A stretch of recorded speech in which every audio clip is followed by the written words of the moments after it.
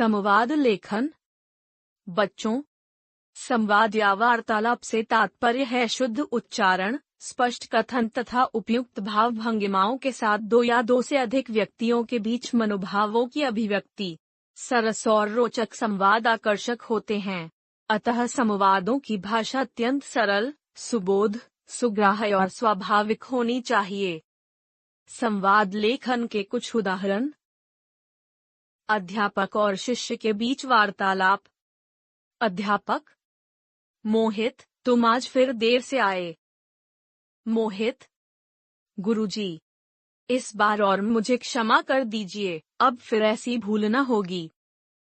अध्यापक: मोहित, यह अच्छी बात नहीं है, इससे विद्यालय का अनुशासन भंग होता है।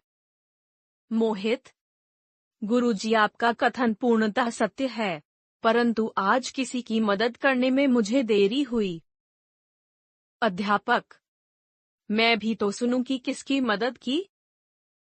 मोहित: गुरुजी, रास्ते में मैंने एक बूढ़ी औरत को देखा, वह बड़ी मुश्किल से चल पा रही थी, उनकी मदद करने में मुझे देर हो गई।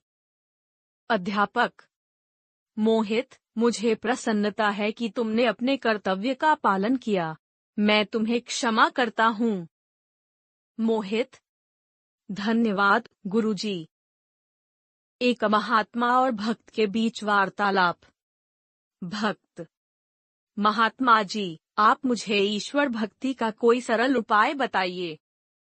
महात्मा: ईश्वर भक्ति का सबसे सरल उपाय यही है कि ईश्वर के बनाए मनुष्यों की सेवा करो।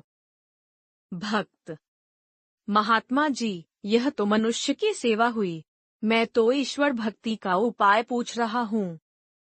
महात्मा: यही तुम्हारी भूल है, तुम मनुष्य को ईश्वर से अलग देखते हो।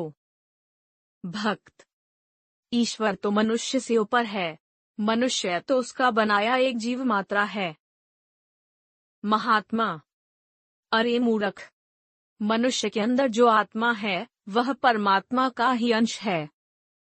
भक्त: प्रभु, मेरी समझ में कुछ नहीं आया।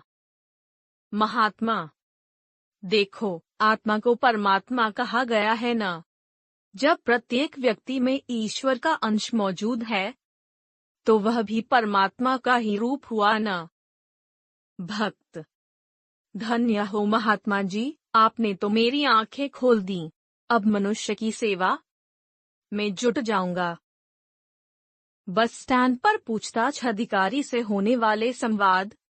श्याम: सर, सुनिए। अधिकारी: कहिए, क्या पूछना है।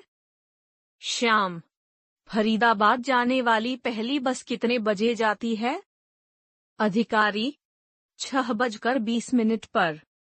श्याम: क्या यह बस यहाँ से ही चलती है।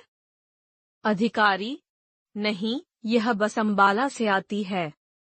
श्याम: क्या आप यह बताएंगे कि फरीदाबाद जाने वाली दूसरी बस कितने बजे चलेगी। अधिकारी: 9:10 पर। श्याम: धन्यवाद।